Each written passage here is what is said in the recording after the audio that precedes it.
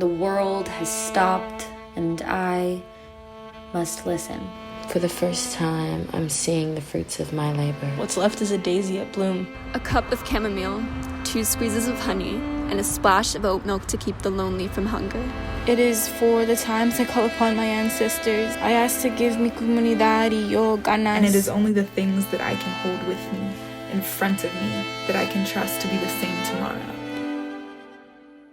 When I was a kid, I used to longingly stare out the window and imagine all the places I'd go and things that I'd see and people I'd love when I was an adult.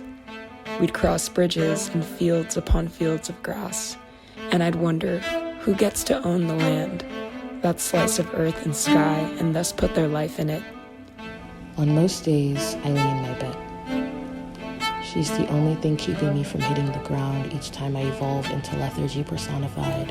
I see you, hurting, craving the companionship of another human being. Still, you are not alone. And I know it isn't always easy for you, but every day you are an accomplishment. You teach and remind me day in and day out what it means to nurture, what it means to put energy and love into something. Stir the lentil soup with a wooden spoon, then hold it to your mouth. Blow. Lick away the excess. Use it as a mic as you perform a duet with Miss Lauryn Hill. Sing Can't Take My Eyes Off You. This has happened a lot lately. I don't notice the things that fill me up on the daily until I go a day without them. I don't search for balance in tangible objects and material until everything I know becomes unfamiliar, off kilter. I pray I find the will to separate myself from my bed and challenge my mind. These actions are sacred, meant to ground me, to focus on solely my well-being. Blessed be the ones with bedhead, for they know the intoxicating nature of a mattress.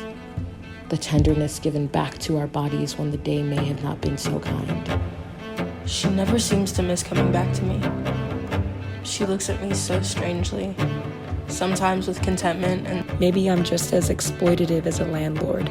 The neighborhood I live in is just a pool that I so willingly draw from. All the She hears my most quiet all the whispers lack and of desperate adventure that cries. clamors around my ribcage, She hears my most all the quiet cooped up whispers and toes, desperate cries. serves Blessed be to the remind me but for that now, now they know the intoxicating I am nature. okay. I will continue to watch you close My my eyes and I do not owe anyone healing or guidance. These sacred actions will not be This is the hardest appropriated. The teachers and healing to be called my It belongs It's to try me. to imagine the consequences. My spirituality is not a trend. I don't know why it is anyone. Keeping this action sacred allows me to grow with gratitude. The fear of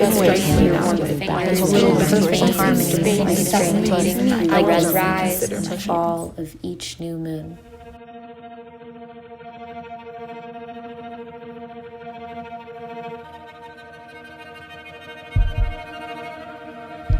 Now I feel myself staring out windows again, picking out the things that settle like a catalog of the mundane, finding things that stick out, things that sink into me, things that other people only walk past every day that I want to watch and feel. This is how you rally the joy. Let the bruise of grief ache. Let it cloy the mouth with black and blue, and then wash it out with the sound of your best friend's laughter. It is time to dig up the mind, body, and soil of the earth. One day, I'll see myself as a reflection of you, patient and excited about even the tiniest sprouts. All the things I used to dole out to others, the extrovert in me, the laughter, a little lonely now, the curiosity that endlessly craves company. new and fresh, free of worry, pain, and sorrow. She lets the wind flow past her petals, taking her off center and returning.